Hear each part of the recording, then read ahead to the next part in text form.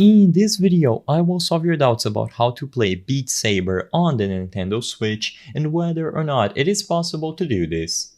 A lot of people have been wondering if it is possible to play Beat Saber on the Nintendo Switch, seeing as how the Joy-Cons are wonderful for motion-type games. It would make sense that Beat Saber would be playable on the Nintendo Switch. To explore this and see if it is possible to play Beat Saber on the Nintendo Switch, what you might try to do is go to the website as I'm demonstrating in this video, or you can also look for Beat Saber directly through the eShop on your console. So choose whichever one of these methods you prefer to follow along and see if Beat Saber is going to be available. On the eShop or the Nintendo website, you can use the search function and look for Beat Saber.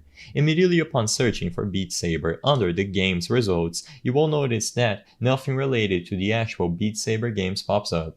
Only some other games or titles that have Beat in their names, but nothing related to the actual Beat Saber game like I mentioned. Even if you go to the official Beat Saber website, what you will notice is that the only options that you have to buy it are on the MetaQuest store, the PlayStation store, and on the Steam store.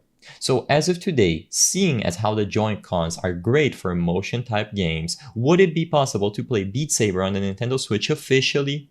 Sadly, as it stands today, and as you might expect, it is still impossible to play Beat Saber on the Nintendo Switch. You can only play through one of these official methods available here, the MetaQuest store, the PlayStation store, the Steam store, and unless the people or the developers at Beat Saber port the game over to the Switch officially, available on the eShop, it is going to remain impossible to play it on the Switch. The purpose of this video is not to spread misinformation, but to let people be aware about which platforms Beat Saber is available on and whether or not it is possible to play it on the Switch officially.